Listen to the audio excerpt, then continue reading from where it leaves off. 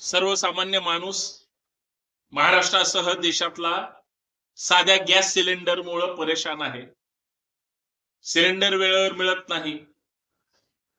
सिलेंडरच मिळत नाही म्हणल्यानंतर घरात शेगडी कशी पेटवायची, स्वयंपाक कसं होणार, मुलांचं कसं पाहणार, मुलं शाळेत कशी जाणार, काम धंद्याचं काय करायचं, अशी भयंकर प्रश्न सर्वसामान्य लोकांच्या समोर पडलेले आहेत.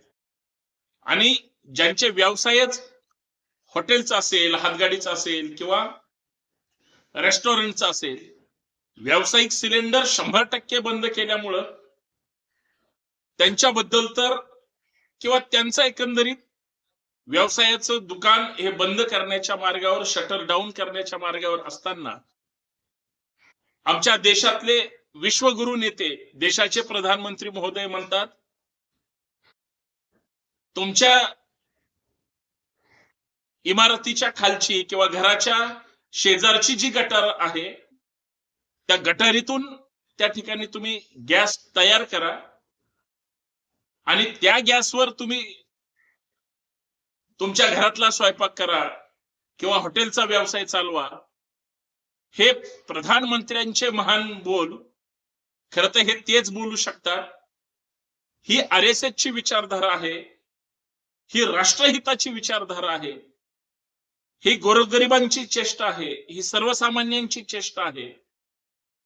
गटारीतल्या गॅसवर त्या ठिकाणी स्वयंपाक करायचा आणि खायचा म्हणणं म्हणजे गाईचं शेण खा, गाईचं गोमूत्र प्या, असं म्हणण्याचा सुद्धा प्रकार नाकारता येणार नाही. ही अशी अवस्था आहे.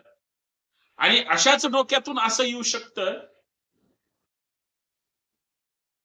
कुठल्या आमदाराच्या गटारीतल्या गॅसवर त्याच्या घरातला स्वयंपाक होतो का? कुठल्या राज्याच्या मंत्र्याच्या गटारीच्या गॅसवर त्यांच्या बंगल्यातला स्वयंपाक होतो का?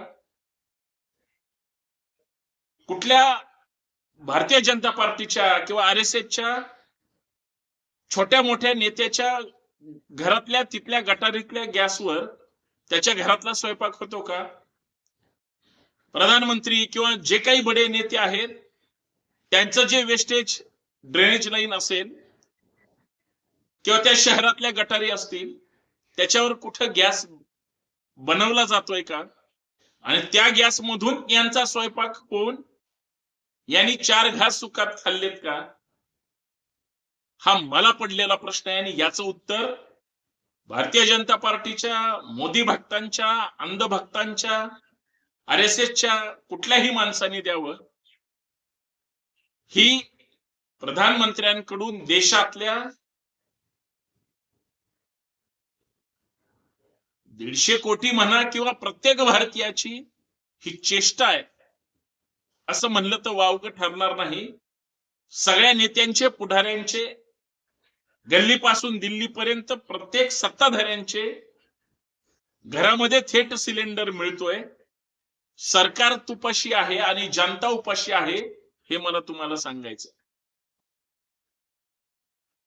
विचारा बरं, भारतीय जनता पार्टीचे किंवा सत्ताधारी, मग ते भारतीय जनता पार्टी असेल, एकनाथ शिंदेची शिवसेना असेल किंवा सुनेत्रा पवारांची राष्ट्रवादी काँग्रेस असेल, ही सगळी माणसं गटारावरच्या गॅस निर्मितीतून स्वतःचं घर चालवतात का?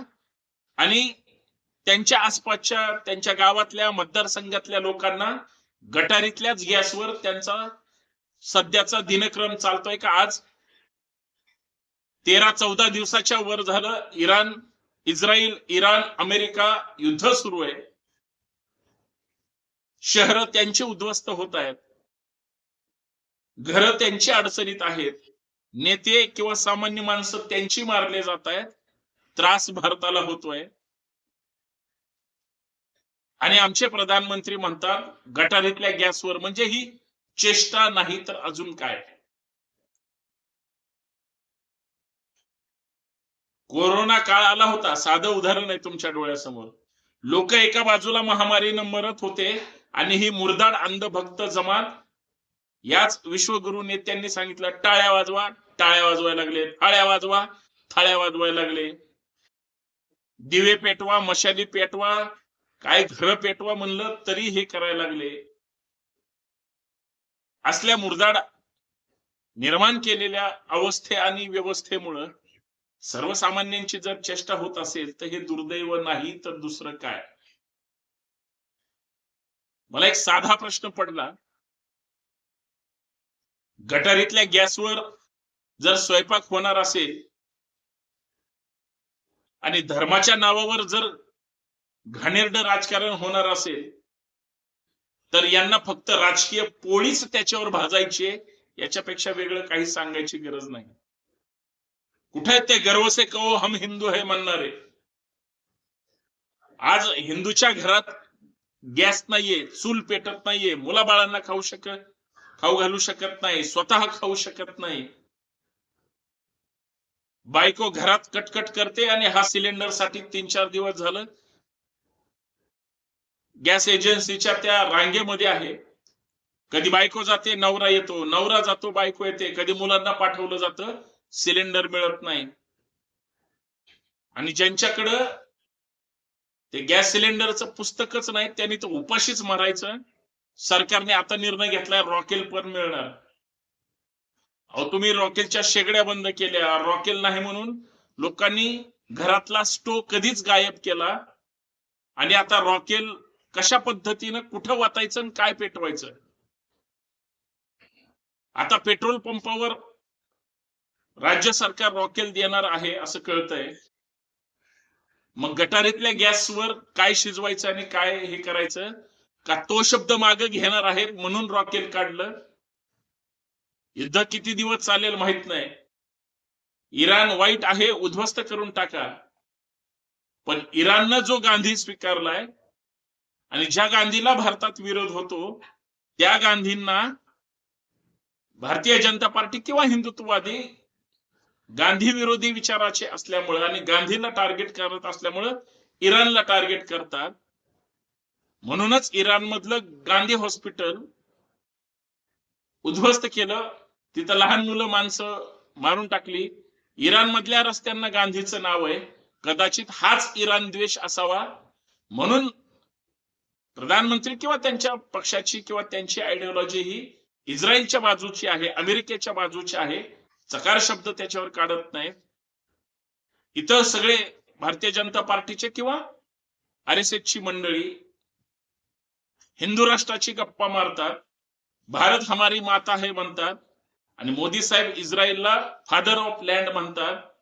म्हणजे इस्रायलला जर वडिलांचा बापाचा दर्जा दिला असेल तर ते मग भारतातल्या या सगळ्या लोकांचे कोण, अशा पद्धतीने सुद्धा शंका निर्माण होते.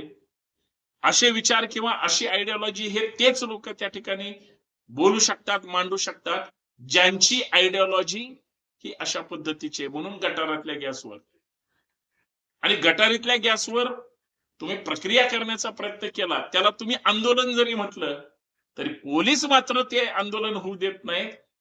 त्या गटारीतल्या गॅसवर तुम्ही जी काही शेगडी वगैरे ते निषेधात्मक करायला जाल ते ताब्यात घेतलं जातं. याचाच अर्थ हा सगळा असा आहे. सर्वसामान्य माणसाची मी बोलल्याशी बोलल्यासारखं किंवा मग सांगितल्यासारखं की क्रूर चेष्टा जर होणार असेल तर सर्वसामान्य माणसं हे तेच आहेत ज्यांनी मोदी साहेबांना, भाजपला किंवा या सगळ्या सिस्टीमला मतदान केलंय. आता प्रत्येक अंधभक्तांना किंवा भाजप समर्थकांना किंवा ज्यांनी भारतीय जनता पार्टीला मतदान केलं आहे त्या सगळ्यांना गॅस दरवाढीच्या, कारण 60 रुपये गॅस वाढवला. एका बाजूला केंद्र सरकार म्हणतं महाराष्ट्रासह देशात अजिबात गॅसचा तुटवडा नाही, मग 60 रुपये गॅस दरवाढ का केली याचं उत्तर द्यायला पाहिजे पण देऊ शकत नाहीत.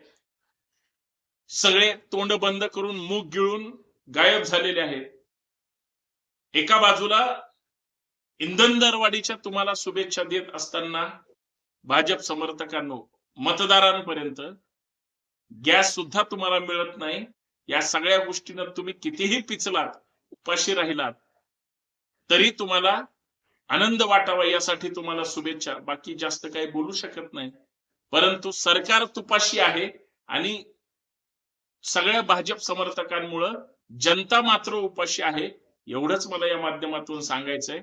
बाकी मायबाप सरकार असतं, ते जे जे ठरवणार, जे जे निर्णय घेणार ते भारतीयांना मान्य करावं लागेल. म्हणून गॅस दरवाढीच्या आणि गॅसच्या तुटवड्याच्या सगळ्यांना शुभेच्छा. जय महाराष्ट्र, जय शिवराय.